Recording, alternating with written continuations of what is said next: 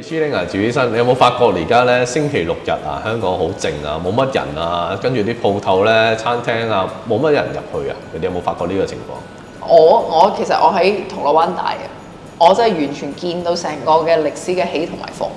嗱，即係我呢度大咧，我係覺得咧，以前啊喺銅鑼灣，即係尤其是喺 Sogo 行去Times Square 嗰段路咧，你行過呢一度咧，你見到嗰啲全部都係蟻嚟嘅，嗰啲係人嚟嘅。但係而家咧，我哋真係輕輕鬆鬆就行過去。嗱，呢個真係一個非常之大嘅落差嚟嘅嚇，尤其是你而家譬如話大球場嗰度咧，好多啲即係重要嘅賽事又去晒啟德啦，更加唏噓。咁你覺得點解會有啲咁嘅情況出現？我自己一直認為啦嚇，灣仔或者係即係尤其是銅鑼灣區呢啲地方咧，係好多大牌子嘅。咁其實而家你行都見到有好多啲大牌子啦。咁所以咧，我覺得咧係一個即係遊客嘅聖地嚟嘅。好似我平時如果1至5咧，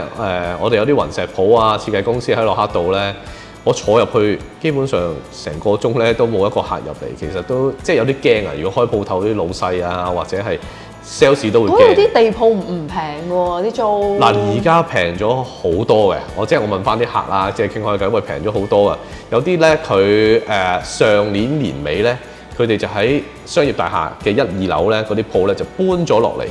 但係地鋪，但係咧佢近排都同我講話有啲頂唔順啦。灣仔而家咁嘅情況，阿趙醫生你嗰邊又點啊？哦，嗱，我地區嗰邊咧就幫手東區啦，咁我見到嘅嗱，東區同銅鑼灣就有啲分別啦，住宅區多啦，咁但係都商鋪嘅，咁但係都好似係早閂門咗嘅，咁同埋有時落去擺街站啊，聽到啲街坊講咧，都係佢哋啲生意都係爭咗啲。不過我諗除咗地區，我講翻我自己醫療嗰啲啦，好明顯咧就係北上㗎啦。好明顯嘅嚇，我諗即係成本啦，因為始終咧嗱，醫療咧唔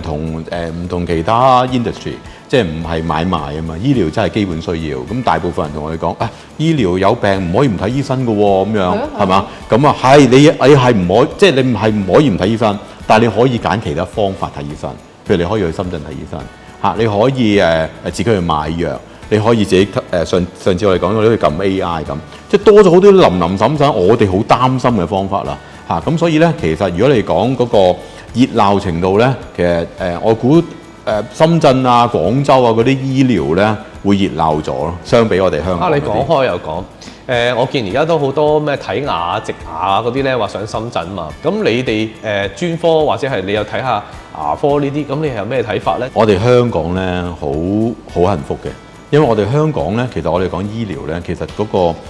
個監管啊，各樣嘢個質素咧，其實係好高標準嘅，全個世界嚟講。咁所以咧，你頭先帶出一個重點啦，就係無論你話儀器，或者係藥物，或者係某一啲測試，甚至你講人嘅資歷啊嗰啲嘢，全部喺香港咧，我哋所有嘢係好高標準嘅。咁所以我估咧，兩地仍然有啲差異。咁但係咧，邊一啲差異係暫時未可以完全可靠咧？